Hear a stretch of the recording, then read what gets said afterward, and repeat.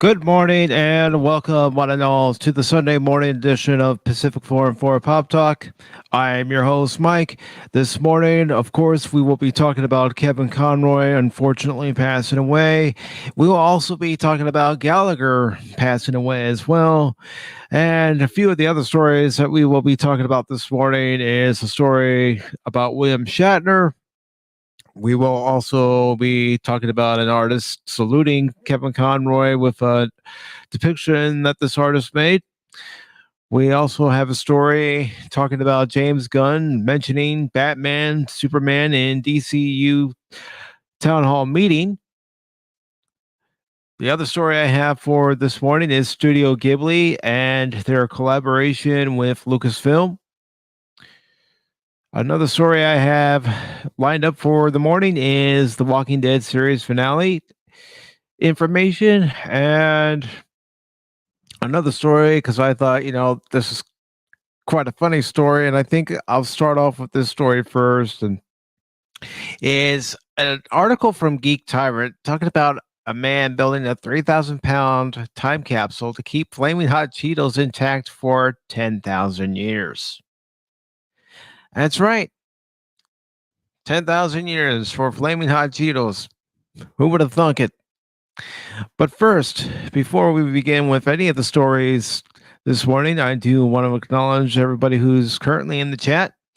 I want to say good morning to Lorenzo Sleestek, who says good morning to the panel and chat. Rest in peace, Kevin Conroy. I also want to say good morning to Jet Sparks, who says, "Sup, everyone?"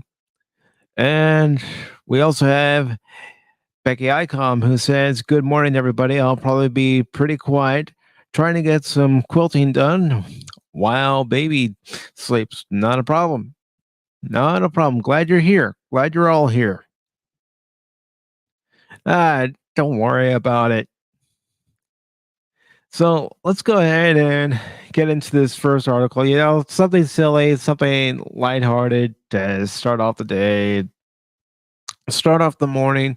Again, I hope everyone is doing well. I want to thank everybody who came by during yesterday's God of War stream and also Friday nights in memory of Kevin Conroy's stream, where I streamed Batman Arkham Asylum. I will be continuing both those streams by rotating each and every one of them, along with doing some more Ninja Gaiden. I really want to try to beat that game. I've only done it once in my life, and I want to try to do it again. It might take a while, but that's the plan. And I also want to make a few announcements for what's coming up on the channel as far as this week is concerned. Of course, there's going to be the Wednesday edition of Pop Talk at 8 p.m. Eastern. And then this coming Saturday at 8 p.m. Eastern, there's going to be a 3-year anniversary stream. Sorry about that.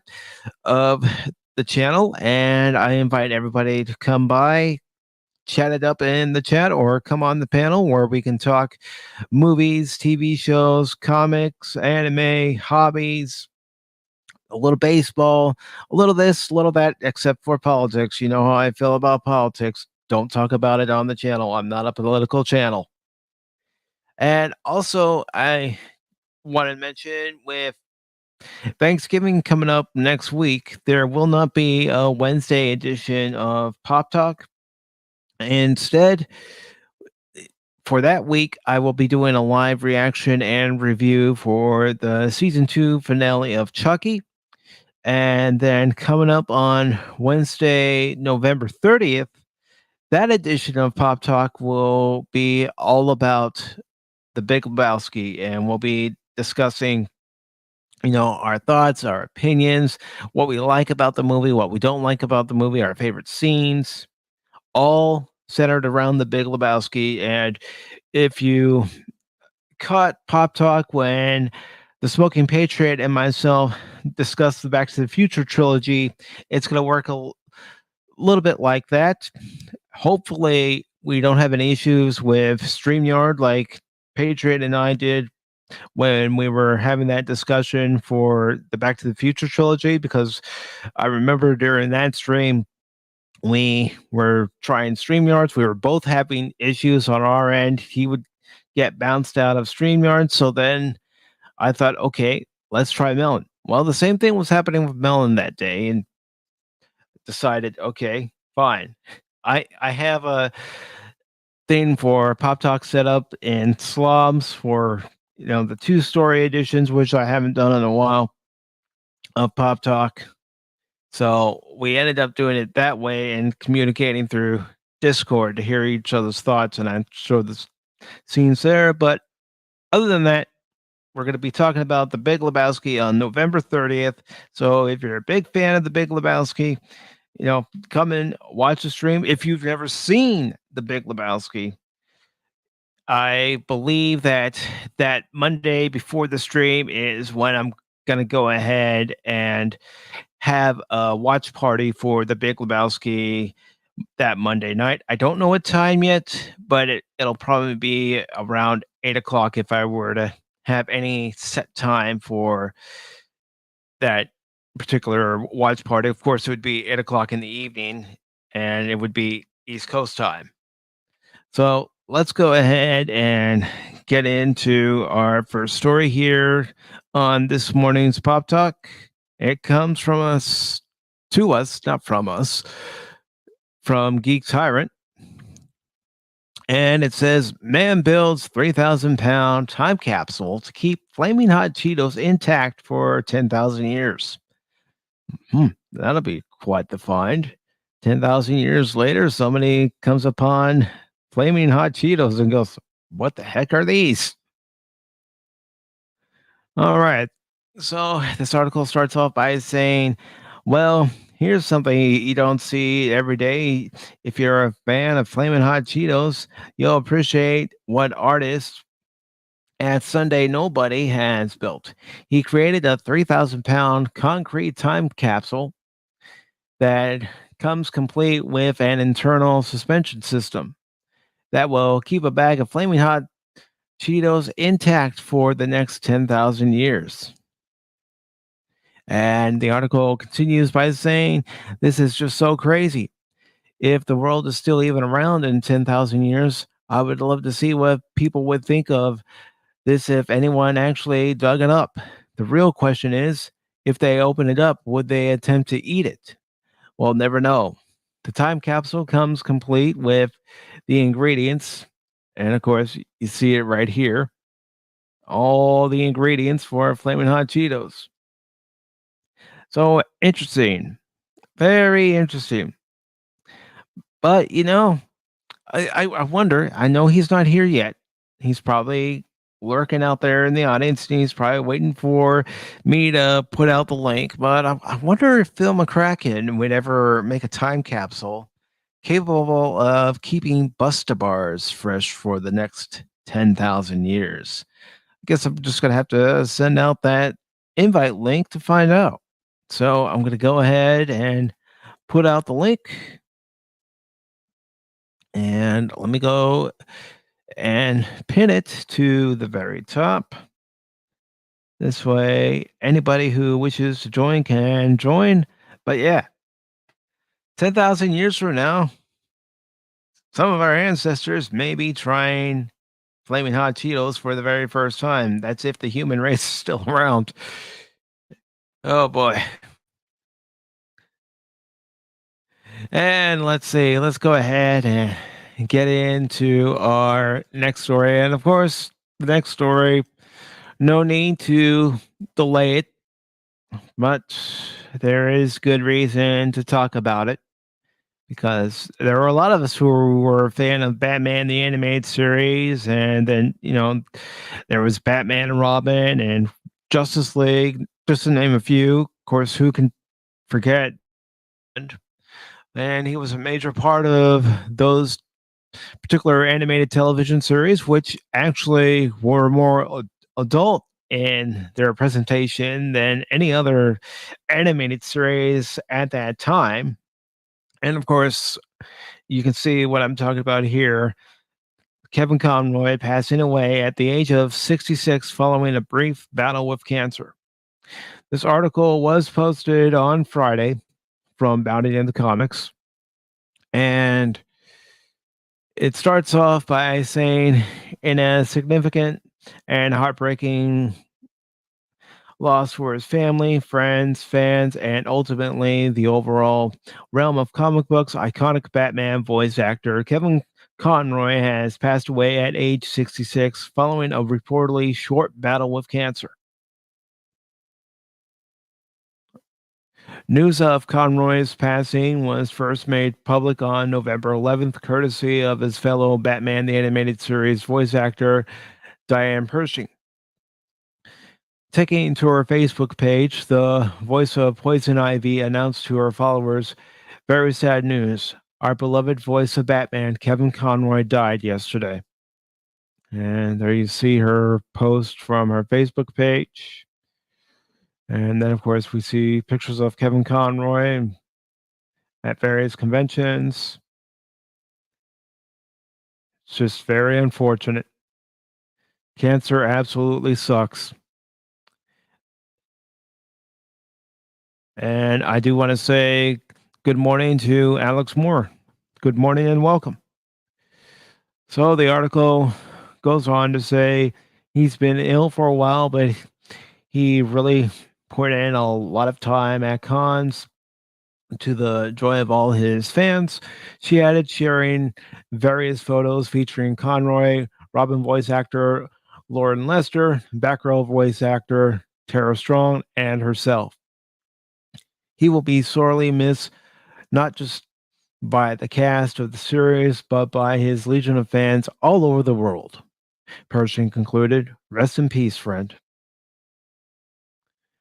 Understandably, Pershing's post was met with a mixture of both sadness and disbelief, with many hesitant to believe the news without any supporting confirmation from any official source. I was the same way. I saw the news Friday and I was very hesitant to post anything on Twitter until I saw any confirmation, because how many times have we seen an article where somebody has supposedly passed away and it's just been a hoax? Sadly, Conroy's passing would ultimately be verified by DC themselves, who later that same day issued a statement confirming that the actor died Thursday at age 66 after a short battle with cancer. Offering his condolences in the same statement, the iconic Joker to Conroy's Batman, Mark Hamill, declared Kevin was perfection.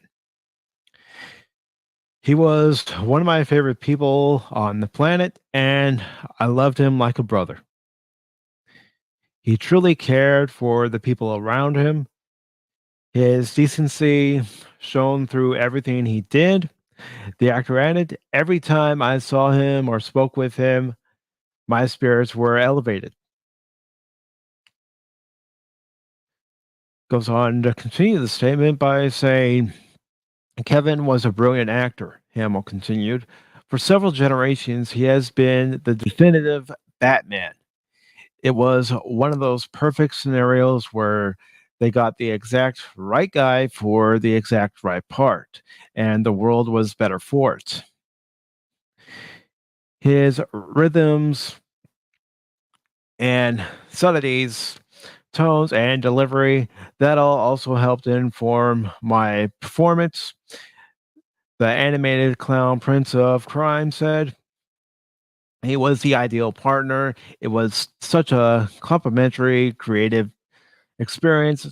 I couldn't have done it without him. He will always be my Batman. I think he will be many a fan's Batman as the longest reigning actor to hold on to the role of Batman. Longer than Adam West, longer than Michael Keaton, longer than Val Kilmer, longer than George Clooney, and of course Christian Bale, Robert Pattinson, and those who even came before Adam West. Now, the article continues to say, likewise, Batman, the animated series producer Paul Dinn praised how Kevin brought a light with him everywhere, whether in the recording booth, giving it his all, or feeding first responders during 9/11, or making sure every fan who ever waited for him had a moment with their Batman. A hero in every sense of the word, he described of Conroy. Irreplaceable, eternal. Andrea Romana, the renowned Emmy winning casting director who originally cast Conroy in his career defining role as the Cape Crusader, recalled how Kevin was far more than an actor, whom I had the pleasure of casting and directing. He was a dear friend for 30 plus years whose kindness and generous spirit knew no boundaries. Kevin's warm heart, delightedly deep laugh, and pure love of life will be with me forever, she said. Born in Westbury, New York on November 30th, 1955, Conroy began studying drama when he was just a teenager. Eventually, his passion would lead to him to attend Juilliard School, where he would room with actor Robin Williams before graduating and moving to California in 1980. Now, there's a pair, Robin Williams and Kevin Conroy. Gosh, to be on a fly on the wall to hear their conversations. Once in the Golden State, Conroy began to pick up various acting gigs, including a role as Jerry Glove on the NBC soap opera Another World, and multiple stints performing Shakespeare at San Diego's Old Globe Theater. And it goes on to say, following a few years on Broadway, performing in such works as Leota and Eastern Standard, the actor would return to television in 1985, securing starring roles in Dynasty and O'Hara, and making various guest appearances in such series as Tour of Duty and Cheers. Then in 1992, Conroy would be cast as in Warner Brothers' flagship DC animated universe endeavor, Batman the Animated Series, as its Cal lead. The rest, as they say, is history. Indeed. Goes on to say, long considered by many to be the definitive voice of the Dark Knight, Conroy would go on to reprise his role as Batman for a number of different projects in the years to come.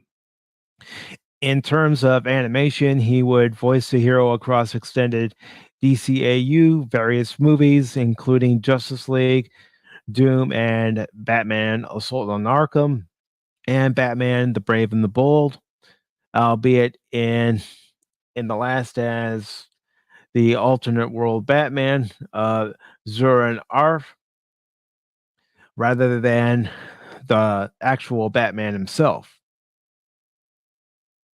Conroy would, excuse me, sorry about that. Conroy would also bring the character to life in a majority of his video game outings, such as Rocksteady's Arkham series, which, like I said, I will continue playing that game. It'll be rotated between God of War and Ninja Gaiden, NetherRealm's Injustice line, and recently WB's free-to-play fighting game Multiverse. His tenure as the Cape Crusader was also not limited to merely voice work, as Conroy would portray the Bruce Wayne of Earth 99, a version which took heavy inspiration from the brooding billionaire's appearance in Mark Waid and Alex Ross' Kingdom Come in the CW's live action Crisis on Infinite Earths Arrowverse crossover. Conroy, an openly gay man, is survived by his husband, Bonsie Williams, sister Trisha Conroy, and brother Tom Conroy. As per DC memorial services for Conroy are currently pending. What a sad loss. What a sad loss for an actor to play such an iconic character, and there's never going to be someone that's going to be able to adequately fill his shoes. And I'm sure my next guest here, Jed Sparks, will wholeheartedly agree. Absolutely, I do. Seriously, Kevin Conroy is literally the person that defined my childhood. I mean, again, I always saw him as Batman. I mean, you could say people will always bring up people like Adam West, which again, my only like first exposure to Adam West's voice was in Johnny Bravo, where he basically played himself. I know they did a lot of homages uh to a lot of things he did, like Batman. Of course, he also played Batman in like the new Scooby-Doo movies, where he actually was dressed up as Batman, and of course he had his co-star Robert. Forgot the guy's name, who played Robin in the Adam West TV Batman in the '60s. But Burt yeah, Ward. Rob Ward, yeah, they basically reprised both their roles as the Cape Crusader and the Boy Wonder in that Scooby Doo show. I mean, they did. I mean, that entire Scooby Doo series was like they crossed over with a lot of other Hanna-Barbera properties, like Josie and the Pussycats. Oh no, Josie and the Pussycats. That's Archie Comics technically, but Hanna-Barbera produced a cartoon based on them. They also did Speed Buggy. Uh, Of course, they did the Flintstones, the Jetsons, no, I Wacky don't think they. Races. Yeah, I'm but I talking think about that. what Hanna-Barbera did. Yeah, but I know, but I'm talking about they crossed over. But I'm talking about like they crossed over. Scooby Doo crossed over with a lot of other Hanna Barbera or characters that were pretty much just like analogs for them as well, like Speed Buggy. You had like that's about it. And also they also crossed over with Don Knotts and Maxwell Adams, aka Maxwell Smart. And also I think Maxwell. They got Don Adams. they got Don Adams, and he was playing Exterminator, and he did like a little shadow puppet thing about different types of like bugs he's had to kill and stuff like that. It's crazy. And I mean, Yeah, again, the thing about Don Adams is, some people recognize him from Get Smart, but most others will recognize him most kids in as the the voice '90s of know. Inspector Gadget. Exactly. Yes, people know him as Inspector Gadget. I know. I've watched my grandfather. He's got my grandfather has like the entire series of the show Get Smart on DVD that we got for him years ago, and he pretty much watches it all the time. That and Barney Miller. Missed it by that much. Yep. But yeah, Kevin Conroy really did lend his voice to Batman, and again, when I first saw that, I was like my heart just sank. It's like, wow, I think a part of my childhood just died at that very moment. And I mean, he still stayed on and voiced Batman in like in the Injustice games. He was there in Batman Arkham.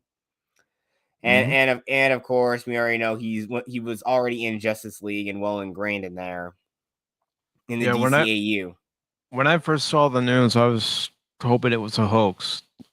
I mean, how many times have we seen where an actor is supposedly passed away and it comes out a few minutes later or a few hours later? No, so and so is alive and well. This is a hoax. But unfortunately, Friday's news is not a hoax. And cancer can go fuck off. Yeah, exactly the point. Because as far as I can tell, I've had a couple family members that have like died from terminal cancer. I've known people myself who have died from cancer, and it sucks to lose them because of that horrible disease. Yeah, but the downside is there actually probably is a cure out there somewhere, but of course, only like the super elite people probably have access to it. All right. Let's kind Yeah, of I tone know. that down. Sorry. I know, sorry. Kind of got a little passionate there, but still. there really will be no one like Kevin Conroy who will deliver a voice that powerful, who pretty much balanced out being Batman and also being billionaire playboy Bruce Wayne. Yeah, he was the perfect combination for both roles. You don't see that too often in the live action depiction. Yeah, Either exactly. somebody's good at doing the Bruce Wayne part, but not the Batman part, and then the other way around. Someone's good at doing the Batman part, but not so much the Bruce Wayne part. Yeah, I mean, we already know Bale. We already know he pretty much kind of somewhat nailed down Bruce Wayne and how he was as a conflicted man who wanted to just like avenge his parents. And then we got Batman who's going too far where he's really just going too deep into that really dark, deep voice where it sounds like he has marbles in his mouth. What do you mean? Where Uh, is she?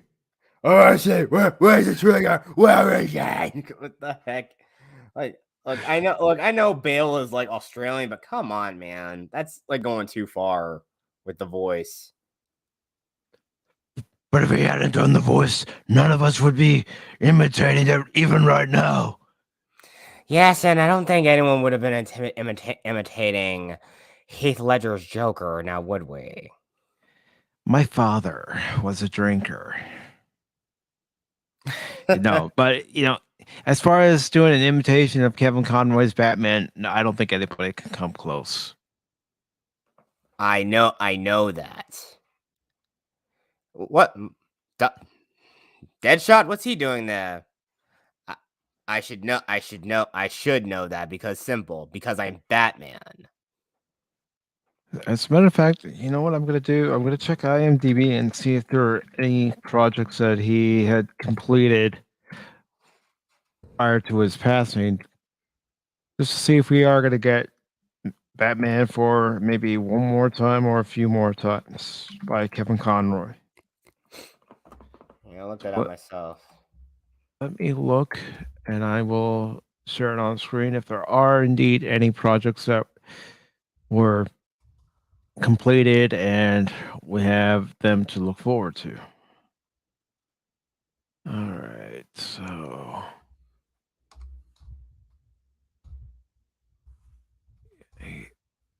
let's see.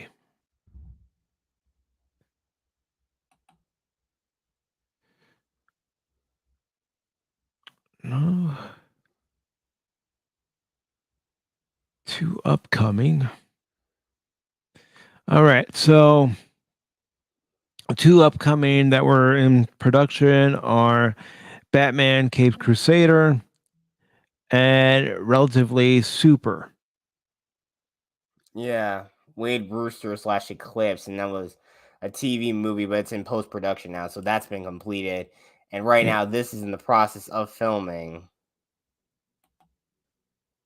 All right, so we'll see if that actually does come out or if they decide to hold it and then release it at a later time. Yeah.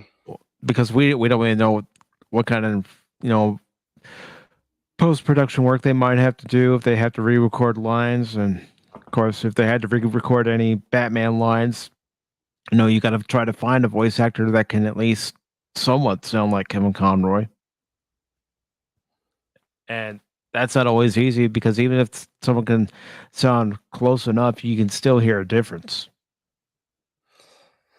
Yeah, I know. He also did the Justice League action shorts, where, of course, Yeah. he voiced Batman, and of course, All right, so let's go ahead and move on to our next story, which is still related to Kevin Conroy's passing. This comes from Comic Book Resources. I'll go ahead and put the link in there and then I'll share it on the screen. And I know some people have probably already seen this on Twitter or other various forms of social media, but I thought it was a nice tribute to Kevin Conroy. So this article says artist salute to Kevin Conroy depicts the Joker mourning Batman. Comic book artist MJ Hiblin recreates Batman the Animated Series Joker as one of the many Kevin Conroy homages following the Batman actor's death. All right, so it says illustrator MJ Hiblin released a touching Batman the Animated Series inspired eulogy to the late Kevin Conroy's legacy. And it says final fitting tribute to Kevin Conroy, rest in peace, Batman. And he wrote this on Instagram, and it says, along with an illustration of a tearful Joker holding Batman's cape against a white backdrop. And this is the image down here. So let me see if I can open it in another window. This way we can get a full effect of the image. And let's see. All right. I have to do it this way. All right. It's not going to let me do it. So what I'll do is I'll just zoom in. And there you see it. Yeah, I see it. It's a nice tribute. And of course, down here it says final fitting tribute to Kevin Conroy. Rest in peace, Batman. Rest in peace, Kevin. Indeed. All right. And of course, he's not the only one to have passed away on Friday. For anybody who's familiar with comedian Gallagher, the watermelon smashing comedian, well, he also passed away. And the news about his passing also came out on Friday. I know this is a depressing start to Pop Talk, but I kind of want to get through these stories now and then get through the other stories afterwards. So this article comes from The Hollywood Reporter. Gallagher, comic known for smashing watermelons, dies at 76. He broke out in 1980 with his comedy special Uncensored Evening and died after a short health battle in Palm Springs. And again, this was posted on Friday. And it goes on to say Leo Gallagher, the watermelon smashing prop comic known as Gallagher, has died. He was 76. His former manager, Craig Marchiotto, told The Hollywood Reporter that Gallagher died Friday in Palm Springs after a short health battle. He was surrounded by family. The comic had suffered a host of heart attacks, something he and David Letterman talked about during an appearance on Late Show with David Letterman in 2012. Gallagher became a household name in 1980 with his comedy special An Uncensored Evening, which was directed by Mike Newsmith of the Monkees. That was seen among the first stand-up comedy specials to air on cable television. Gallagher did in all 12 comedy specials for Showtime over 27 years, with only George Carlin starring in more. In 2004, Comedy Central named Gallagher among the top 100 comics of all time. But Gallagher's biggest comic touch was employing a sledgehammer.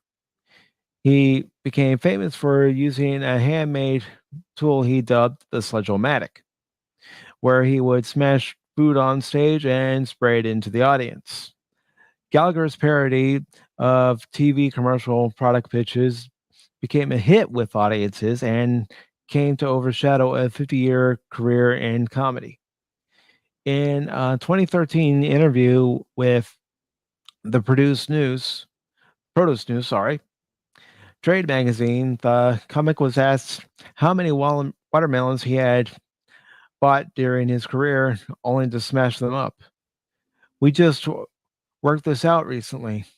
I had done 200 shows a year for 35 years.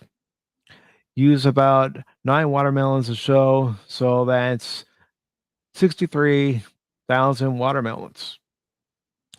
He spent over 250,000 of his own money on watermelons, he said, while other stand-ups shifted to sitcoms or starring in movies. Gallagher remained for the most part on the road, touring American comedy clubs and arenas for decades. He worked steadily until the COVID-19 pandemic. He is survived by his son Barnaby and his daughter Amy, who appeared with him on his TV specials when she was a child. So, you know, another great comedian gone, but he will not be forgotten. As a matter of fact, I should have done this earlier. I'm going to go ahead and bring up one of his comedy bits, and I'll play a little bit of it. All right. I mean, So, I was aware of who Gallagher was, but I mean, I didn't really know all that much about him other than the fact that he's that guy who smashes watermelons. yeah. Let's see. Let's see if this is a good one. If it is, I'll show it.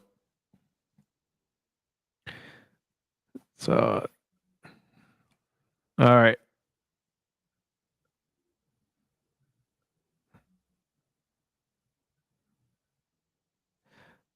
There we go. Here. Let me rewind that back. I can't really see it though. It's like I'm still. No, I'm trying to find a good part. So, Oh, okay. Sorry.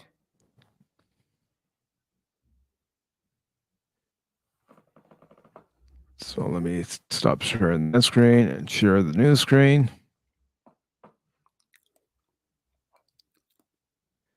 All right. So there we go. And let's go ahead and show some of his bit. What does it do to let out? And yes, people in the front row would bring blankets. They would bring plastic wrap or anything they could, ponchos, just because they knew sitting in the front row, you're going to get hit. Yeah. For what? True time.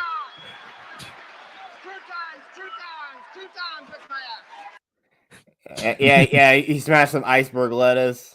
Yep. He's got like that big comfy couch behind him too. Good time. And let's see what else he brings out as far as this particular comedy was. Pound cake? I'd like some pancake. I guess it does. You want that cheeseburger to go?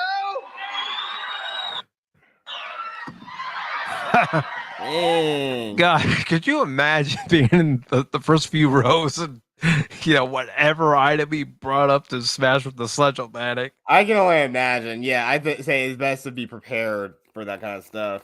Yeah, If you know this guy's style comedy. Yeah, yeah, but you would be getting your money's worth because yeah, you'd be laughing the whole time, and that's what the world needs. It needs to be able to laugh.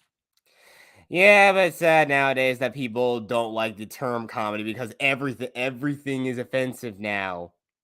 Because you're more concerned about pissing off just one person out of billions of people in the world. But that's what comedy is about: pissing off people, pointing out the truth. That's what it does. It points out the truth. Yeah, well, I say one thing. I mean, if you're doing I would say if you're going to direct a joke at another person, I would say the fun it makes it even funnier is if the person's actually in on the joke. It's even funnier to laugh at yourself too. We have to be able to laugh at ourselves. If we can't laugh at ourselves, then you're not living. Yeah, that's true. All right, so let's go ahead and move on to one of our other stories. Let's talk about this story about William Shatner. Comes from Deadline. Let me go ahead and share the screen, and I'll go ahead and put the article into the chat. So here we go. And I also want to acknowledge Leia Rose, who is in the chat right now. Thank you, Leia Rose. Well, I know I selected Bucky. Sorry, that's my bad. Still waking up. Even I can commit a blooper or two or three or four or five. So this article from Deadline says William Shatner criticism from Star Trek cast is from people bitter and embittered. It goes on to say, as they near the final frontier, there is apparently still some scores to settle between the castmates of the original Star Trek television and film franchises. Speaking to the Times of London for an interview that ran Friday, William Shatner, who played Captain James T. Kirk on TV and in 7 films, gave a few jabs back at one of the people he worked with on those projects. I think I already know who it is, even without going further into this article. They still have a beef, but we'll go ahead and read the article and see if some of us are right. At 91, Shatner hasn't forgotten the criticism of his behavior when the cameras were not rolling. 60 years after some incident, they are still on that track. Don't you think that's a little weird? It's like a sickness, he said, of the criticism. I began to understand that they were doing it for publicity. George Takei was simply the latest. Oh, sorry. Yeah, I'm not surprised. Sorry. I gotta get a swig of water. Sorry about that, folks. All right. All right. But I'm not surprised it's George Takei. Me neither. All right. So George Takei was simply the latest. The actor who played Sulu in the shows claimed Shatner's 2021 trip on Jeff Bezos' Blue Origin rocket and was done to have a guinea pig to assess the impact of space on an unfit man. George Takei has never stopped blackening my name, Shatner said. These people are bittered and embittered. I have run out of patience with them. Why give credence to people consumed by envy and hate? Sakai, who is very active on Twitter, has yet to respond. Yeah. George, it's time to move on. And of course, when it comes to your opinion on one William Shatner, whether you liked him or not, well, that's just one thing to say. Yeah, well, that's just like your opinion, man. Yeah, like seriously, you're spending the 12 years still harping on something that happened over 60 years ago. Come on. You're being a child there, Georgie. Stop acting like that. Just enjoy the twilight of your years. I probably bet William Shatner in a way is doing it, but again, also he giveth no care anymore. And why should he? He's 91 years old. He's seen a lot. He's done a lot. So Exactly.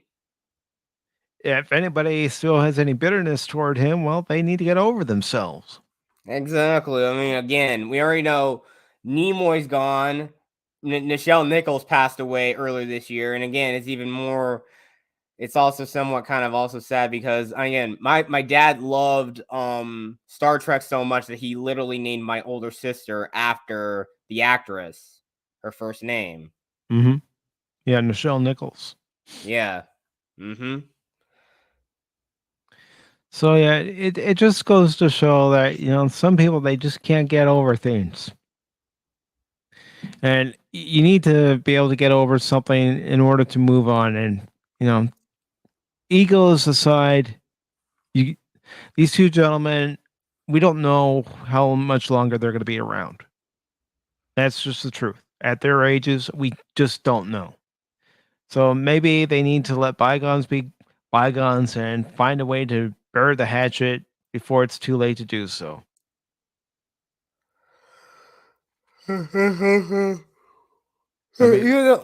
Even though it was also pretty historic for like William Shatner to finally get to actually go into space, but I got a feeling Bezos and his bimbo squad kind of ruined it in a way.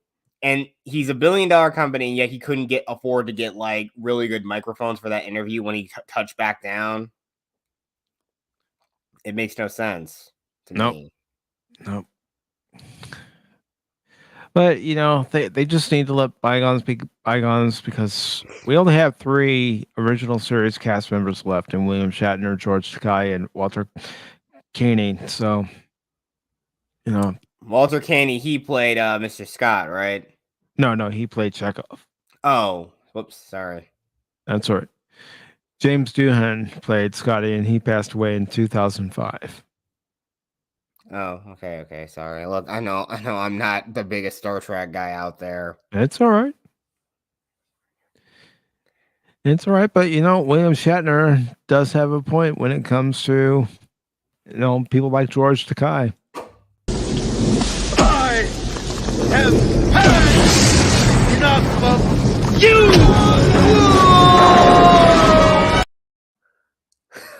Ouch. I mean, he has had enough. It's like, get over it. It's done. It's in the past. Get over it. You still had a career. Maybe not as successful as William Shatner, but he still had a career. He was still asked to appear at conventions. Yeah, I mean, the last notable thing I think he's done was on a Nickelodeon show called Super Ninjas, where I think he put like a ghost hologram of like one of the main kids' grandfather. And ladies and gentlemen, we have another guest ready to come in. Anonymous. Anonymous. Anonymous.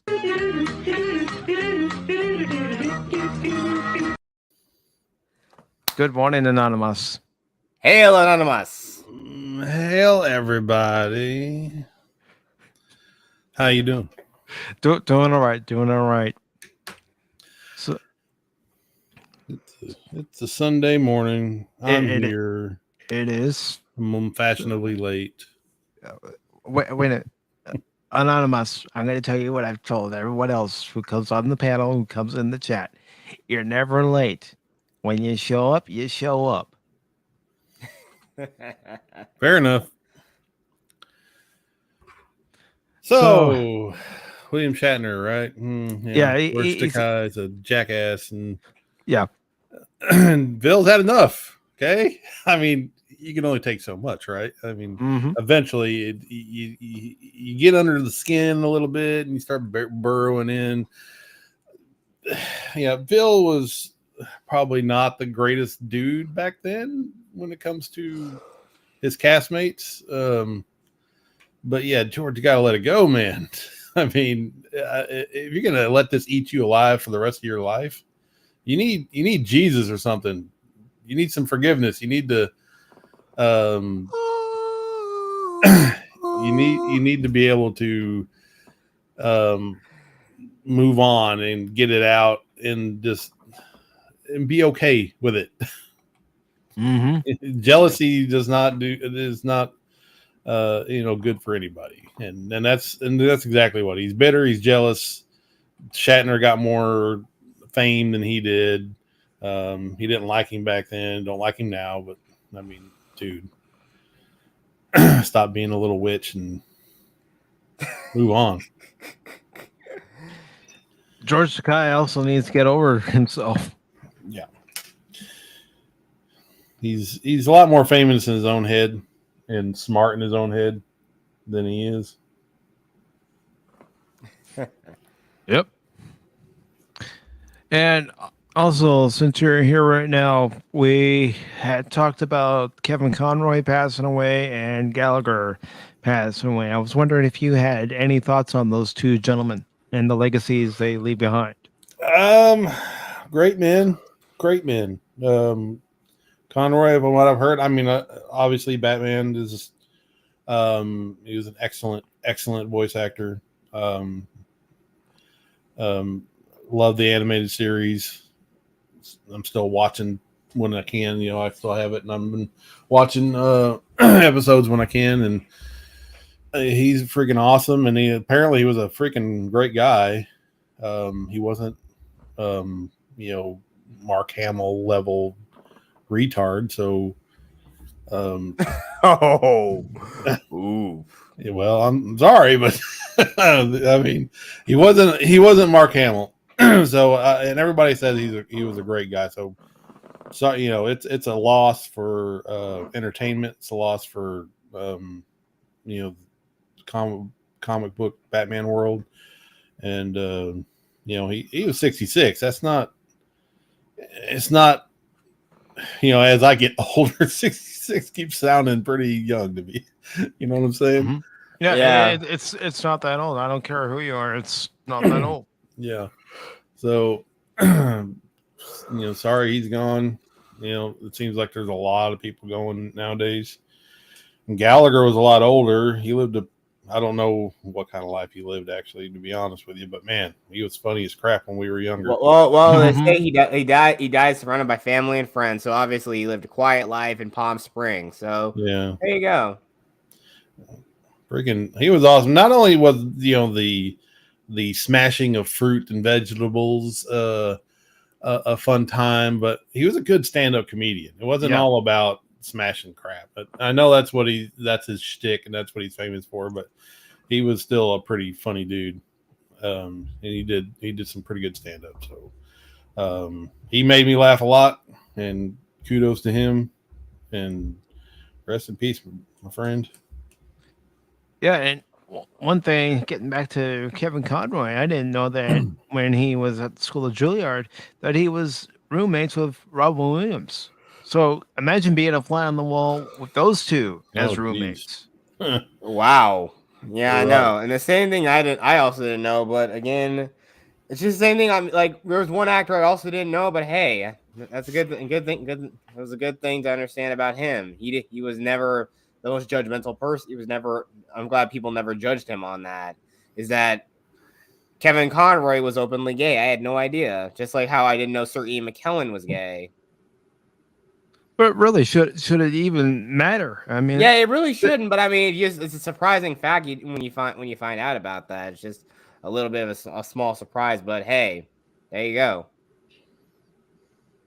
I mean, let's just say, how it is. If an actor can get behind the mic and Yes. do the lines and do believability or get in front of that camera and actually become that character, does it really matter what their orientation is? Yeah, I don't think it exactly. But does. that's the whole thing, though, because the thing is, the media always wants to portray this thing as like, oh, this flamboyantness or whatever. No, if you're a person, again, it only should matter really what's in your heart, not whom your heart desires, because it seems like the media is always trying to push the idea that this is what being like of the LGBT community is always about, and of course, it's being promoted heavily on TikTok with all this flamboyant stuff. He was just a normal person who just saw everyone. He just said, "Yeah, I love." Who just was like, "I'm just in love with another person. I just see the person I'm in love with is just another person who I love. That's it. Nothing more, nothing less." That's just how it's perfectly portrayed, and that's how I plan to portray it. There is a character in a story I'm writing that is gonna come out as gay. But the thing is, it's treated like he's treated no different. He's treated like, yeah, he's still pretty much is just a normal person. He's just a person who's trying to be who's friendly. He's a caring person, and that's just how his character is. He kind of serves as a bit of a voice of reason, but sure he has his like he has the moments where he just wants to goof off just like everyone else does. It's just that he's just an average person like everybody else. And Mhm. that's just how and that's just how the realism of it all it should be. They should be people who are treated no different at all. That's how it should go. And that is how it should go. Unfortunately, in the world that we live in, we know that's not the case. Yeah, they want to just keep pushing it as like, yeah, they're gonna push it all in your face. They make it blatantly obvious that this person is lesbian, bi, or gay. It doesn't matter. Look, guys, It doesn't matter. Like the best example of in like media of a portrayal of a gay character is like in Mortal Kombat X, where the character of Kona Jin, he says, I don't think that Shaolin would ever accept me because they only care. And Raiden responds with, they only care about what's in your heart, not whom your heart desires. And that's just a great way of revealing that. Mhm. You don't need to blatantly show it, or just show introducing them to someone, just introduce their partner, and just as them walk by, have them hold hands, hug, maybe in a kiss or two. Yeah, and here's what I've always said, especially here on Pop Talk.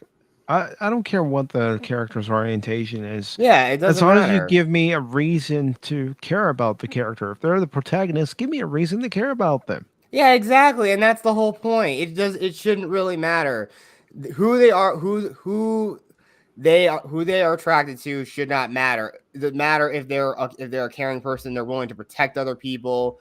That's what makes or breaks a character. It's not because of who they choose to sleep with. It's just that point. But of course, everyone is trying to push the idea that that's all this character is. You're only defined by your identity, and that's supposed to be the main contributor about your identity and your personality.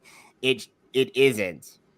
There's more to a person than their identity. Yeah, What are their and likes? What are their dislikes? exactly, and that's exactly what you see with yours truly here. It doesn't matter. Look, just because my skin's darker, that does not define everything about who I am as a person at all. Because when you really get to know, because the thing is, when you get to know me, I'm actually a pretty chill. I'm a really chill guy, and oftentimes I like to be a total goofball. Yeah, and I've told people who met me for the first time, I was born with cerebral palsy, and they ask, "Why do you walk the way you do?" And it's because I was born a month premature. That's why. So, you know, I'm dealing with the cards that I was dealt, and I've been doing fine. And that is the beauty of humanity and nuance. Also, Anonymous, one of the other stories that we'd already discussed was that there was an artist who made a time capsule out of concrete to preserve flaming hot Cheetos for 10,000 years. And he also included the recipe. What do you think about that? How did he get the recipe for Cheetos? It's on the bag. Oh, I they mean, don't yeah, always put everything on the bag. Yeah, of course, yeah, they don't. But yeah, look, I'm not sure if humanity's gonna be around for like a lot. I'm not sure humanity will be around maybe in the next 100, maybe 200 years, because people, even then, there are people who will probably freak out because the sun's gonna explode, dude. It's not gonna happen for another 5 billion years. Humanity would have moved on to some other planet far off. Hell, we would have moved on to another universe for all we know by that time, or we would have gone extinct long ago. That's like, you can sleep easier knowing that that's not gonna happen for a very long time. But again, it's all about, really, we got to make the whole thing, the time we have on Earth, finite, because all that time here is finite. Mm-hmm. But just this, I mean, sure. I mean, if in maybe 100 years, if someone opens a time capsule and say, "Oh, what are these treats? Oh, these are hot. These are really good." Are they air sealed or? It didn't say in the article whether they were air sealed, but you would think they would have to be in order to preserve them for that long. Yeah, I don't even think you can. I mean, even hermetically sealed storage food is only good for 25 years. Exactly. Yeah. So by the time somebody opens up, they'll be extremely stale, and they probably may have gotten molded too.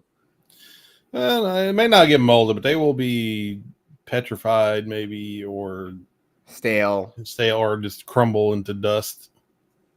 Yep. Possibly. But if he wants to try it, who's gonna know? I mean, it's gonna be how long did he say? How long? 10,000 years. Yeah, no, that's it. Yeah, no, Nobody's- those will be dust by that time. Yeah, nobody's ever going to find that or know about it. That'll be forgotten in 10 years, and Earth is going to explode. Blah blah blah. We won't be here. We We're won't talking be about here. it now, but we won't be here. No, Exactly. No, I doubt there won't be any humans left. So might as well enjoy those. Might as well enjoy those Cheetos now. Jesus is say coming back in- way before them, man. Who's to say in 10,000 years that we're even going to be fully human? True. You know, our next step of evolution. You never know. I You don't never believe in know. the evolutions. All right. I ain't judging. But I do have a question. Yeah. Are either one of you or anybody who might be lurking in the shadows a fan of The Walking Dead? I stopped watching after the second season. It was for a little while, but about the time Morgan came back, the last episode, that's when I bowed out. I couldn't take it anymore. Yeah, I still can't believe they put him in Tekken of all things. Well, I have this article from Oh, no, that's Negan. comicbook.com that says The Walking Dead series finale gets extended runtime. After 11 seasons, 12 years, and 177 episodes. Good God. Yeah, but the next generation was able to accomplish 178 episodes back in the day because they had 24 episodes, 25 episodes, 26 episode seasons. That's right. Back when TV shows were actually TV shows. Exactly. The Walking Dead is getting an extended goodbye on AMC. The cabler will first air an hour-long retrospective and making special ahead of Sunday's family penultimate episode of the zombie drama, wrapping up with its November 20th Rest in Peace series finale. The last ever episode will receive the red carpet treatment with a live finale event in Los Angeles, kicking off with the Walking Dead red carpet live pre-show simulcast on AMC and AMC Plus. Let's see. It says following the expanded Walking Dead series finale, the night will end with a supersized edition of the finale. And of course, it's going to also end with the post-show Talking Dead, where host Chris Hardwick and special guests will discuss the episode and what's still to come in the Walking Dead universe. The Walking Dead series finale will run 90 minutes rather than the standard 60. Well, we would have that for series premieres and series finales for Star Trek back in the day. Specifically, Next Generation, DS9, Voyager, and maybe the exception is Enterprise, but at least some of the series got it. So, yeah.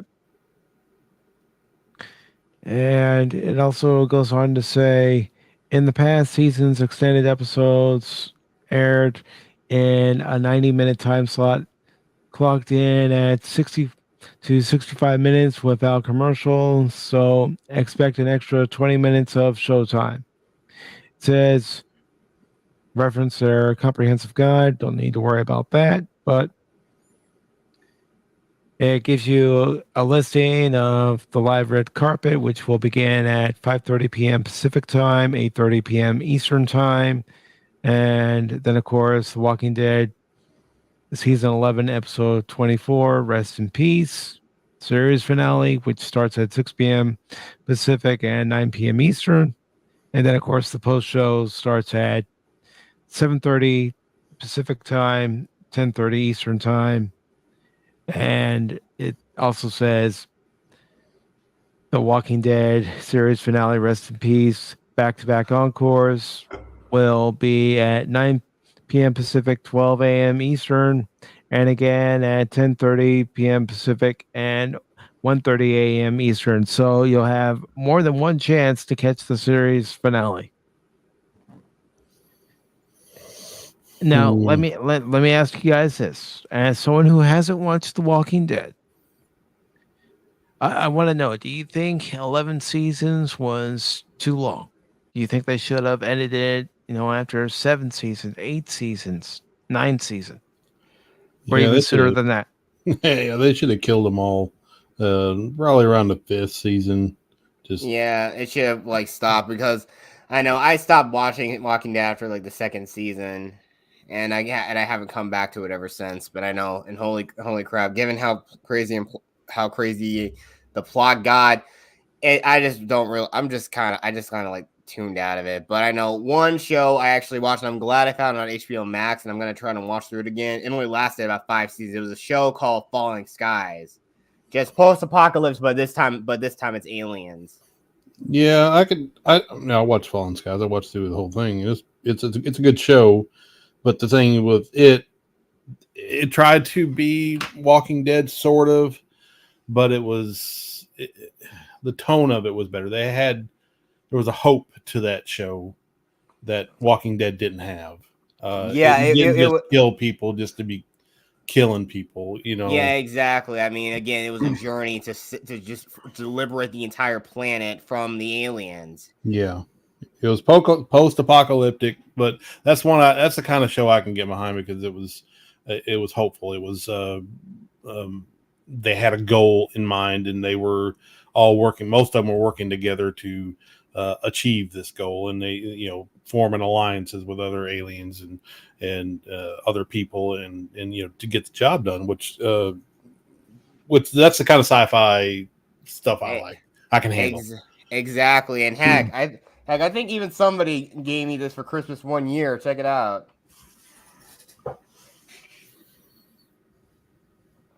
Here, let me maximize you on the screen. Sorry, camera's not very good. Yeah, I got a fall. Yeah, someone gave me a Falling Skies poster. There you go. Yeah, it's a good show. I'd highly recommend it. Absolutely. As far as Walking Dead goes, there was nothing. There was no hope to that show at all. Everybody with any morals or moral compass was killed off. They didn't have to worry about the freaking walkers because you had to worry more about other people. It was so nihilistic that I couldn't take it. I felt like crap every time I watched an episode. It was so bad for me. Other people might like that sort of thing. That's fine. Well, if you're a nihilist, then guess what? I honestly say this.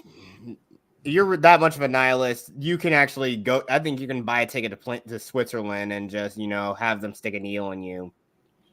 And you'll just go to sleep permanently. But that's the ultimate. I think that would probably be the ultimate goal of those types of people who are like that. Yeah. That's a little dark. Yeah, it may be, but I know it's a lot.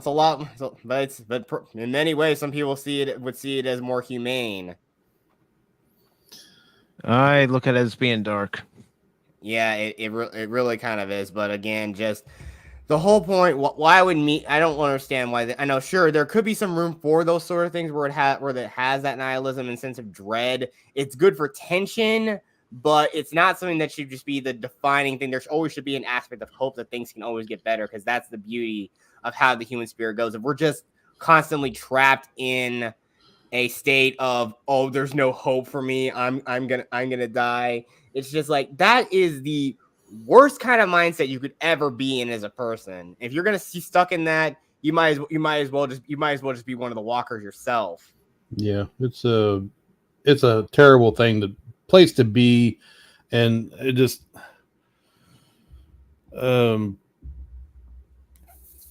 I had something in my brain. It just went right out, man. Yeah. Let's move on to another article. I don't want to this is starting to make me feel dreary.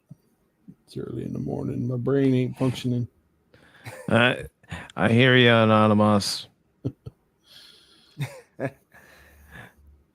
It does suck getting old. Yeah, it does.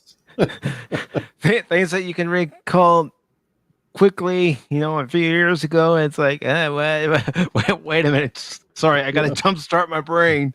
Exactly. My eyes are shot now. I'm over here wearing glasses, trying to draw on my iPad. It's a freaking iPad. I can expand it to like a million. I'm still wearing glasses. It's ridiculous. Last year I had 20/20. Now I'm wearing freaking glasses. Old sucks.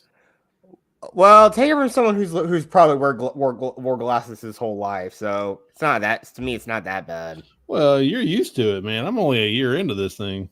And I used to make fun of my wife because she wore glasses because she was blind as a bat. But look like karma. It's nice. Yeah. And yes, ladies and gentlemen, please check out Nerporeal Lifeform stream later on tonight. I'm going to go ahead and put Nerporeal's link into the chat. And I can't wait to see your intro and outro, brother. And who knows? I'll be honest, I really had no interest whatsoever in, watching the Wheel of Time or even reading the Wheel of Time, but I will listen to your stream and I'll see if your stream actually piques my interest. It just might. You never know. Maybe hearing some positive feedback on the book series will actually make me go, you know what? It's worth checking it out. You never know. Wish I could read. I'd read those. And I also want to say good morning to JT Gunn, Late Night with Cap. Welcome, Cap. How you doing this morning? All right, so let's go ahead and get on to this next story I have lined up for the broadcast. And it's actually about Studio Ghibli and Lucasfilm collaborating. This comes from Superhero Hype. And let me just make sure I put the article into the chat. Otherwise, you guys are going to go, hey, Mike, where's the article? Where's the link? I don't want to hear you read it. I want to read it on my own. Yeah, stop slacking off. And let's see. The Nerporeal is saying my co-panelists have been a bad influence on me and got me to give the series a second chance. See? You never know. You might hear somebody say, come on, just give it a chance. Just give it a chance. Don't hate on it. Watch it with me. Maybe you'll get a new perspective. I thought people didn't really like the Wheel of Time. Well, that's nothing's for everybody, but still. That was the impression I was getting, but you never know. Looking at it through new eyes might give you a different perspective. And JT Gunn says he's doing good. Nerporeal says, hey there, JT Gunn. And of course, we have the rich kaiju himself, Godzillionaire. Good to see you again, brother. Hey, Godzillionaire. Hello, Nerporeal. Hello, JT Gunn. And Nerporeal Lifeform says Studio Ghibli will deliver a quality product. I'm I'm harking back to my wife. I always think of this when I hear people chewing in screen. My wife would reach to the screen and pull your eyeballs out. I'm so sorry. Do you guys hear that? Yes. I'm so. Oh, yes. I'm so sorry. I just think of her every time I hear somebody chewing. She hates. She's got there's a name for it. There's like a weird. I'm mental. She doesn't like me whistle. I can't whistle. She's like Sheldon off a Big Bang Theory. I can't whistle in the house. I can't like move my candy, or if I have hard candy in them, I can't like hit my teeth with it. Freaks her out. There was like one, because you know how fast bananas brown. I had to eat it before it like really got brown. For sure. My dad was the same way when it came to gum and gum smacking. He hated gum smacking. Yep, that's a big big thing. Oh, she can't even stand watching people chew it. Oh, that's bad. It's That's bad. I hear about it every day. People just people at work doing that. She just freaks out. Will you stop? Yeah. Okay, so what's this about? It says since its founding in 1985, Studio Ghibli has been one of Japan's premier animation studios, building an internal fan base. Sorry, international fan base. See, I can't read this morning. Something about With its this today. something about waking up in the morning and stuff. But building an international fan base with its collection of visually stunning features that introduce audiences to breathtaking fantasy worlds. But now, the house that Mizaki built could be heading to a galaxy far, far away. Earlier today, the studio sent fans into a frenzy by posting a new video on its official Twitter account. The video featured the instantly recognizable Lucasfilm logo, hinting that an animated Star Wars project might be on the horizon. Of course, Star Wars isn't the only IP that falls under the Lucasfilm umbrella, so it's entirely possible that the studio has its eye on a Willow or Indiana Jones offshoot. Regardless, Star Wars still seems to be like the safest bet. Neither Lucasfilm nor Ghibli have revealed any specifics yet, but it should definitely be fun to see what their animation can do with such a big franchise. You can check out their announcement below and go ahead and play it. I mean, all it is going to be is the Lucasfilm logo. And then, of course, Studio Ghibli's logo. So, yeah. And it goes on to say Lucasfilm isn't a stranger to the world of anime. Last year, Lucasfilm recruited several Japanese animation houses to produce episodes of Star Wars Visions, an anthology series released on Disney Plus, which I actually did like. I thought it was, nice to see different studios take different looks at the Star Wars universe and give their takes on their own stories. The studio officially ordered a second volume of Visions earlier this year, so Ghibli could be developing its own upcoming episode of the show. But in addition to the contributions from Japan, Lucasfilm also confirmed that the new season will showcase the work of animators hailing from other parts of the world, including Spain, Chile, France, and South Africa. Hayao Miyazaki's co-founded Studio Ghibli with Asio Takahata, and I'm sure I'm saying that wrong. If I am, please correct me in the chat, because you know me and pronouncing Japanese names, I butcher them each and every time. And if Phil were here, he would here. say it. He's here. Oh, I see that. I see that he's here now. I was paying more attention. I was paying more attention to the article, but I could feel a dark presence, a presence I hadn't felt since the last edition of Pop Talk. That's right. I felt the disturbance in the force. And Toshio Suzuki, the first release, Miyazaki's Castle in the Sky, hit theaters in 1986 and immediately became a cultural sensation. Over the next several years, the studio released one classic after another, including My Neighbor Totoro, Kiki's Delivery Service, Princess Mononoke, and Hanyo. But their most popular movie might be Spirited Away, which won an Oscar for Best Animated Feature in 2003. Currently, Miyazaki is working on How Do You Live, which he says will be his final film for the studio. Well, honestly, I have no qualms about a good animation studio or a good writing team getting a hold of an IP. And from what I have seen of Studio Ghibli's works, and I'll admit I haven't watched, you know, their movies in full. I've just seen clips here and there, thanks to Brandon the Anime Guy and a few other YouTubers that I watch. But from what I've seen, the animation quality is going to be good, and you are going to get a good story. I'm sure Brian can go into a lot more detail Yeah. about Studio Ghibli. JT Gunn, maybe you, Jet Sparks.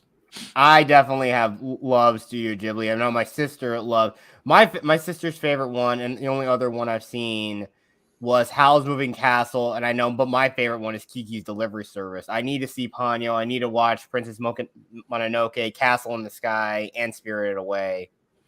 I haven't seen most of those films, but I've only seen like 2 Studio Ghibli films, and I really like them both. Though I prefer Kiki over the other one, over Howl's Moving Castle, though. But they're a good studio. Yeah, so we'll see what they come up with, and I'm sure there are going to be people that are going to either subscribe to Disney Plus in order to watch it, or sail the high seas. I don't know who does that. That's highly disreputable. I don't.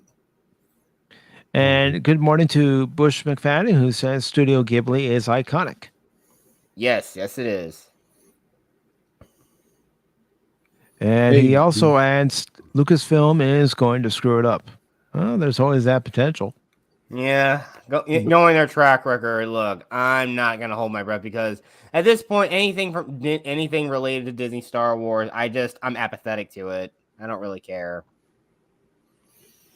And JT Gunn is agreeing with Bush McFadden. And I think we all are, because there's always that potential. You're at the finish line.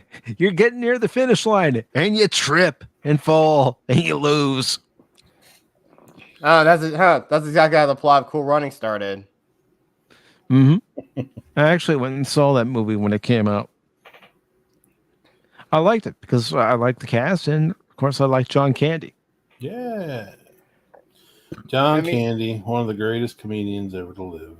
And who doesn't love a good underdog story? True. I think everybody does. Now, see, I even was watching the Olympics when the Jamaican bobsled team competed. Yeah. I was that old.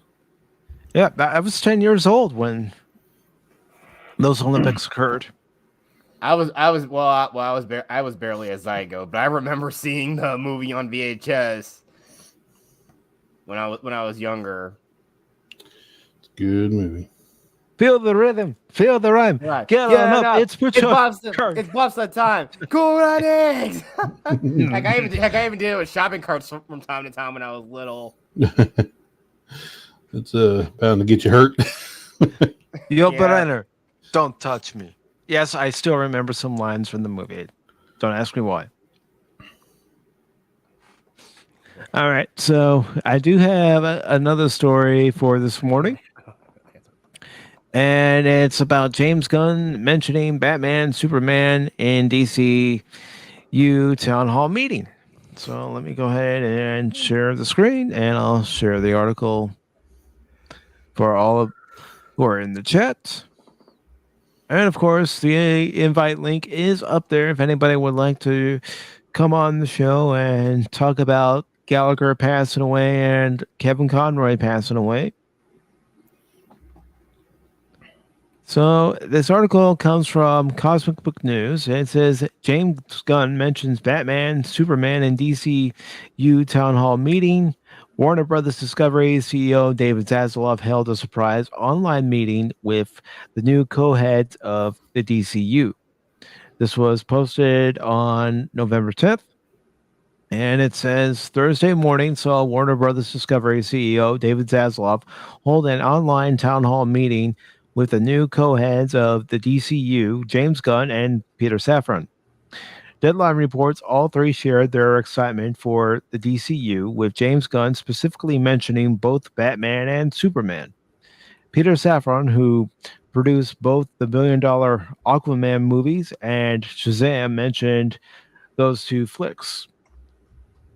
Nobody mentioned Dwayne Johnson's Black Adam, which is currently in theaters and will be going up against Marvel's Black Panther Wakanda Forever in its fourth weekend. Regarding Batman and Superman, Gunn has said he loves the interaction between the two and how they're the same and different at the same time. Safran said he loves Aquaman and adores the themes of Shazam. Zaslav also mentioned how they want to build a cohesive DCU involving live action films, TV, animation, gaming, and more, which is something they should have done in the first place. But they were in such a hurry to catch up to Marvel that they pretty much threw together whatever they could and then put it out. And we got what we got, which wasn't good. No. No mention was made of any new projects, but it is pointed out that James Gunn has a strong liking for Metal Men and even Batmite. Gunn also thanks Zaslav for allowing him to lead the DC brand, says Deadline. It goes on to say, on a release note, recently saw fan question James Gunn about being in charge of the DCU, as previously the trade said that Todd Phillips' Joker movies and Matt Reeves' The Batman projects were outside Gunn and Safran's reach.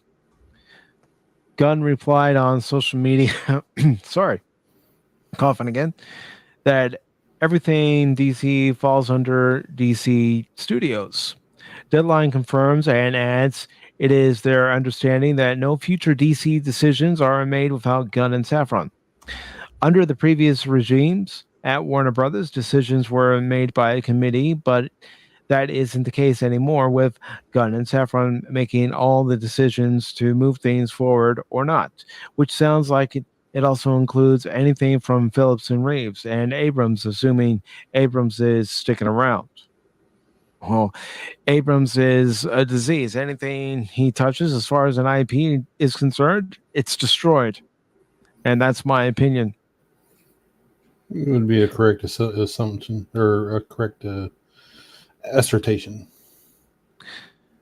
Rumors offer James Gunn is building a DCU around Viola Davis and her Amanda Waller as the big bad in some kind of politically commentary storyline to reflect the present times. Well, there's a red flag for you.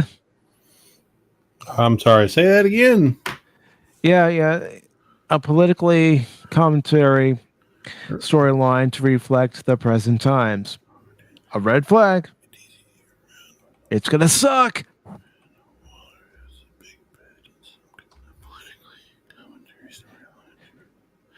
Yeah. You're oh god. You it's are gonna suck. It's gonna suck. It's gonna suck. Wait, what's going on? You're canceling all kinds of woke bullshit crap.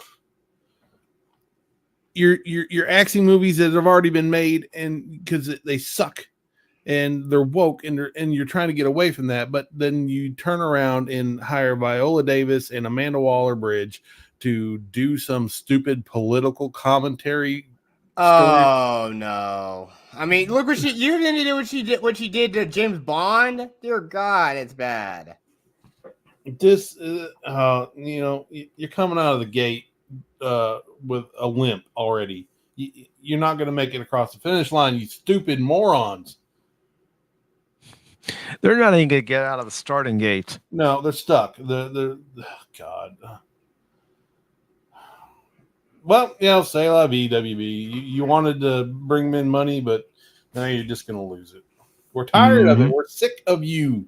We're sick of your stupid ideology. We're sick of your cancerous bullcrap that keeps destroying everything we love. And you just keep hiring the morons. Keep hiring the ideologues that are just gonna keep on ruining it. And you think oh, they're the talent, the blah blah blah. No, their talent comes second to their ideology. Stop it. Just go out and find somebody who either is apathetic to it or anti-woke, and then you might actually get something worth us paying our money for. So Suck all anybody wants is entertainment where I can go to you, Anonymous, you, Jet Sparks, JT Gunn, Bush, Nerdporial, Phil, and say, you got to see this. You got to watch it. Can't. Because of reason A, reason B, reason C. Yeah. And you can't even do that anymore. No, I got nothing to recommend. Nothing. Absolutely nothing. Oh no, I'm sorry. There's a couple. See, that's the worst part is that out of a sea of crap, there's a little diamond floating around in it, and you have to clean it off and figure out what it is. You know, it's a little shiny thing in the poop, and then it takes a while to find it, and then you can like recommend. Oh my gosh, Bullet Train was pretty freaking good. Go watch Bullet Train. You And know, then Cash has said silence how for another good year. Bullet Train was, and it's got me tempted to even watch it. The Northman. I still haven't watched The Northman, Yeah, and I've heard people say how good that was. I will say, just be ready for a lot. Just be ready for a lot of twists and turns with Bullet Train. Yeah, Bullet Train was. Yeah, it's a very intricately. I can talk. Intricately webbed. Yeah, film. Yeah, a lot of story. People's. There's lots of different stories going on from perspective of different people, and they're interwoven together in a very creative way, and it's a very good film. Yeah, and also the same people who made it are gonna make another one that's basically Die Hard, but it's with Santa Claus, called Violent Night. Oh, I did David see Harbour. the I trailer don't even for know that. if I want to go watch it. I'm not interested. Yeah, I don't. This Santa Claus. You know what? Well, I mean, at least I will say, at least hopefully, maybe he'll like redeem David Harbour because of how much they gave him dumb dad syndrome and freaking Black Widow. Black Widow, yeah. You can't redeem David Harbour. He's a champagne socialist retard that can't. He's got TDS to no end. Oh, I don't even want to look at the dude. I mean, I barely. Then never mind. Then never mind. Sorry. Yeah, I barely got through Stranger Things, but I try not to let that bother me.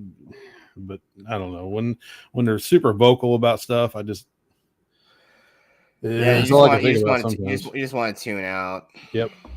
I don't want to support them. I just don't want to give them my money. And because the thing is, I don't care about your politics. What I care about is your performance on the screen. Yeah, and that's what I care about. I care about you not being a douchebag in real life, and you can be a champagne socialist. Just shut up about it. You know, don't come at me like I'm some sort of Nazi, and be vocal about if I vote for Trump, then I'm some sort of Istanphobe. You know, that's where I draw the line. I know Hollywood's full of freaking socialists and communists and whatnot, but a lot of them shut their mouths about it. And, I'm not thinking about that whenever I see them on screen. So it's better for you not to tick off half your customer because you are selling yourself. You are selling you. Mm-hmm. And when people don't like the product, they're not going to give you money for it. It's just simple capitalism. Now, I know you don't like capitalism, but that's what you're using to get rich. And it's why I don't talk politics on this channel. Nobody wants to hear my political points of view. They want to hear my points of view on entertainment, but they don't want to hear my points of view on politics. And, there are probably some out there that don't even want to hear my points of view on entertainment, and that's fun. Those people don't show up to the stream. Okay, no, it's I'm sure everybody has got their issues with everybody else. I mean, I'm sure I rub people the wrong way, and they don't watch my videos, or they don't. Maybe I'm keeping people away from your stream. I don't know. It's just Nerdporio comes in for a minute and then he sees me and then he just takes off. Yeah, but Nerdporeal's getting ready for his stream tonight. I know. I'm just teasing you. I know. But yeah, I don't even know where I'm going with this, but don't worry about it. You can't worry about the people that don't like you. You can't like everybody, and just move on the people who do show up, like the Mighty Boosh. Well, like we were saying about George Sakai and William Shatner, you just gotta move on. Keep going. I know there are people who probably don't like the fact that I talk about baseball during the baseball season. Do movie reviews, episode reviews. I know my episode reviews are weak. I know. I'm working on it. It's not even that. I mean, you can't. It's people that it's not that they don't like you. It's a lot of people or some people aren't into baseball, so they don't technically watch your baseball stuff. But that's fine. Some people, then you get other people who do like baseball stuff and to watch it, and that's a weird thing. YouTube's such a weird thing. Like I can't prove this, and I don't know for sure if YouTube's fudging numbers and all that stuff. But I finally got 175 subs. That's great. Everybody, thank you if you're a sub to me. I appreciate you immensely. So I'm edging up there, but like a small, tiny fraction of people that are sub to me watch my videos, which I get and I'm cool with. And people other than my subs are out there who do watch it the most. And I think that's the way it should be. I mean, we all try to support each other as far as subbing and leaving and watching a video. If you can't watch all my videos, that's fine. And especially it's hard for people who do live streaming. That's like 3 hours, 4 or 5 hours out of a day. That's a tough sell unless you got the time set back for that sort of thing. Or Pop Talk's case, because it has done it, going 8 hours one day. Yeah, exactly. Good luck getting somebody to sit through that entire show. I can't expect people to do that. No, you can't. And if somebody who's not your sub, or all those millions of people out there who are on YouTube who hey, what's this thing about? And they watch an hour or 2 hours of show, freaking great, and that's how you get extra subs. That's how you say, I like this guy. I like these people on this show, so I'm going to sub to them, just, and watch them every once in a while. That's the best you could do, unless you're like super awesome guy who can talk for an hour and about a subject and sound coherent, and which I'm not that guy. So that's why I was going to say, you could count me out. Yeah, it's a hard thing to do, especially when you grew up shy and stage fright, all that stuff. It helps that I'm sitting behind my monitor, but if I was sitting in front of people, I got better at it over the years. I used to sing in church. I've got to get up there and sing songs and stuff, and that really helped me get over doing stuff in front of people. But that's neither here nor there. But you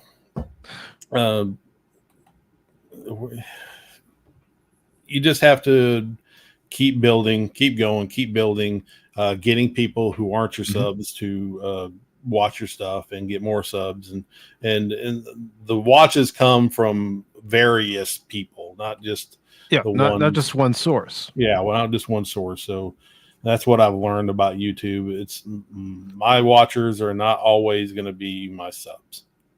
Yeah, I know, and that's the sort of thing we see with a lot of channels. In my friends of people who watch videos aren't always subbed.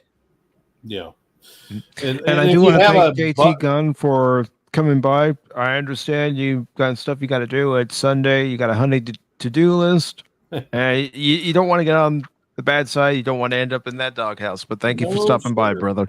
Yeah, see you, man. I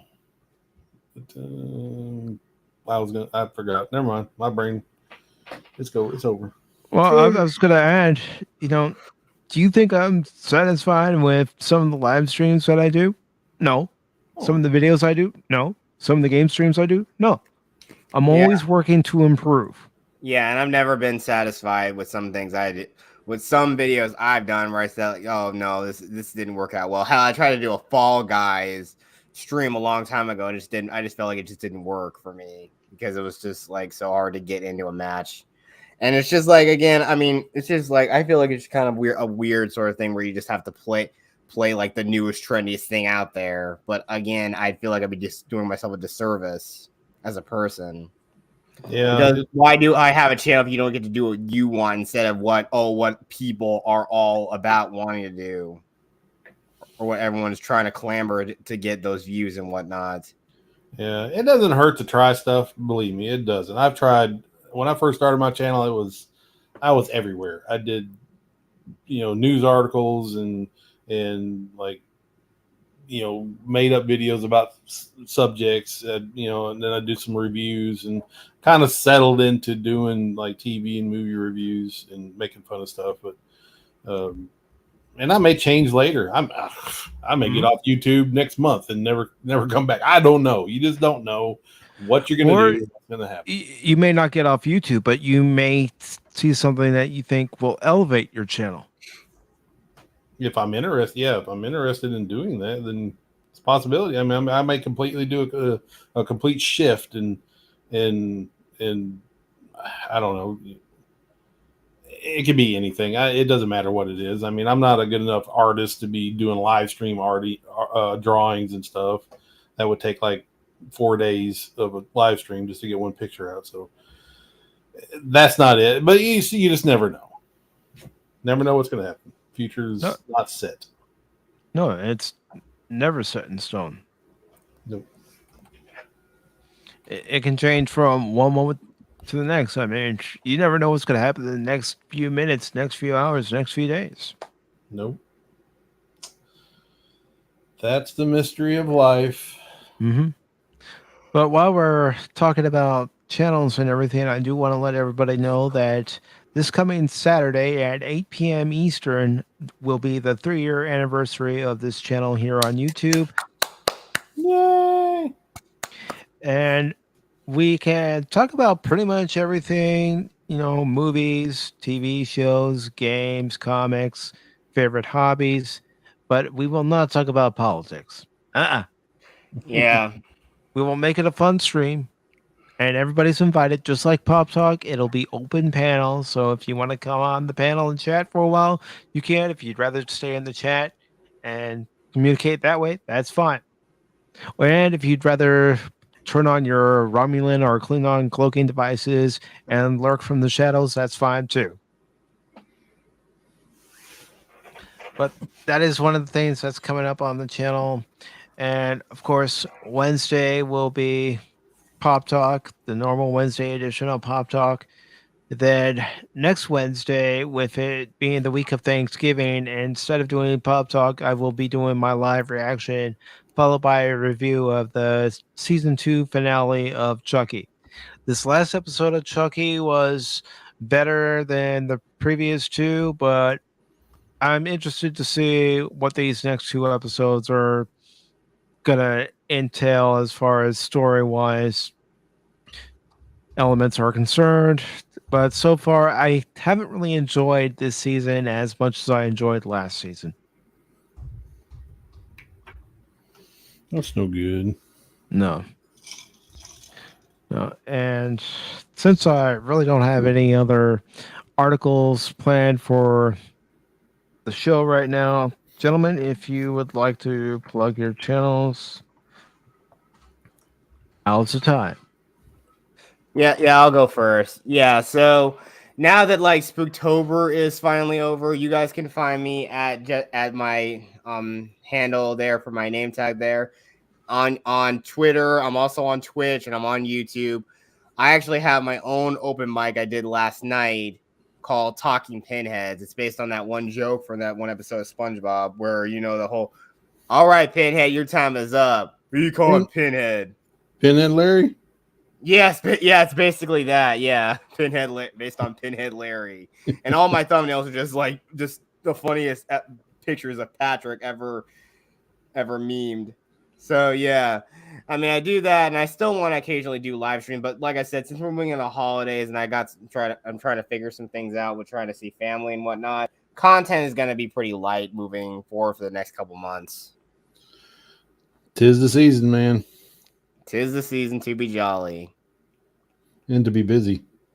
Yeah. Mm-hmm. And not to mention, I'm also trying to focus on my passion. That is right. I mean, people have seen kind of stuff I'm working on I've done writing streams before on my channel. So you kind of get a little peek into things I'm working on.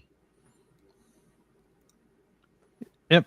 And I'm sorry for not catching your talking pinheads yesterday, Jet.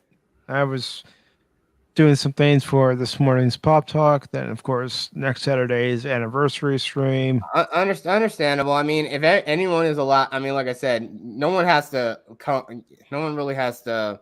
If you can't tune, I mean, you can always come back and watch the stream later, always, or you can just listen into it and just listen to me talk and just like ramble on it with a couple of my other knuckleheaded co-hosts and panelists, Bears and Druid Games, and also they have amazing channels themselves. Bear64 has done a lot of like Let's Plays on his channel, all live, and he did an amazing. He's currently playing Zelda, like Legend of Zelda: Twilight Princess. He also did Luigi's Mansion for Halloween. He also does subpar Smash on Sundays, and he also does Step Into the Ring on Fridays, where again he gets to challenge any Smash Bros players. You watch his channel, if you have a Switch, go and challenge him and Killzone, who's also a modder on my channel. Go and challenge them. They could really use the competition. And these fights is 1-on-1. So get ready to give them some competition. All right. Well, if I ever get a Switch, I might just do that.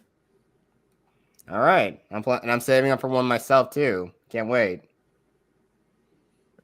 And is there anything else you guys would like to plug before we wrap this up? Well, same old. Come check out my videos. I'm in a block at the moment, so I even watched Quantum Leap again last night, and I just couldn't get into it. Oh, the new one. Oh, boy. Yeah, the episode 1. I watched it before, and I thought, I need to do this, but I got busy doing other things, and I thought, well, I'll just go ahead and do it. And then I watched it again last night, and I'm like, I don't really want to do this, but I might actually get into it here in a little bit. But check out my channel, watch a video, leave a like, sub if you haven't, because you know what, it doesn't cost you a penny. Yeah, it's the same thing with me. If you want to sub to my channel, awesome. And also another thing I can always ask for somebody is always at least just leave a like or even just leave a comment. And don't do a generic, yeah, you're pretty awesome. Just give me some actual critiques about some certain things, or just like tell me some things that you like about certain things that I've talked about, or give your 2 cents in. I want to hear everybody's opinions. Yeah, that's what any of us want. We want to hear actual opinions. We want actual feedback. What am I doing right? What am I doing wrong? What do you think I need to improve on? Yeah, unless you're there just to criticize, and I don't like that. Yeah. And Phil, I see you there backstage, but we're getting ready to wrap up the show. So I'll talk to you backstage if you stay backstage. But as far as popping in live right now, we're getting ready to wrap this up, brother. We're done, Phil. It's over. Let it go. So before I do end it, I do want to thank Phil for being here. He subs for coupons. Are any of us surprised? Phil's a whore.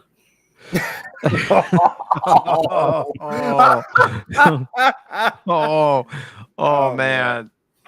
Oh, that's a bird. Ooh, ouch. Yeah. Oh yeah. Let it get him some aloe vera. Boy, that escalated quickly. I mean, that really got out of hand fast. But I do want to thank Phil McCracken for being here. I also want to thank Bush McFadden for being here. JT Gunn, Late Night with Cap. Thank you for being here. I also want to thank the Nerdporial Life Form for being here. Let me just find him. Scrolling. Cue Love that you, mouse. Phil. Scrolling. The Nerdporial Life Form. Thank you, brother. I'll definitely check out your stream tonight. Definitely interested to hear about the books and not the television series. And also Godzilla Air, the Rich Kaiju. And got to keep scrolling. Thank you, Leia Rose, for being here. Thank you, Bucky Icon, for being here. Really appreciate it. And thank you, Alex Moore, for being here. Greatly appreciate it. And to anybody who was using their Romulan or Klingon or any other cloaking device, thank you very much. Also, Jets, he was in the chat. And we had Lorenzo Sleestack. Thank you very much. And I will see you all Wednesday. If I do decide to do another game stream, I will definitely post it on Twitter. You can definitely follow me on Twitter. The links are in the description below and also in the About section on the video. And please make sure to follow Jet Sparks and Anonymous. I will definitely make sure to put their links in the description. And until then, thank you all. Have a good rest of your Sunday. And we will see you all later. Bye-bye. Right?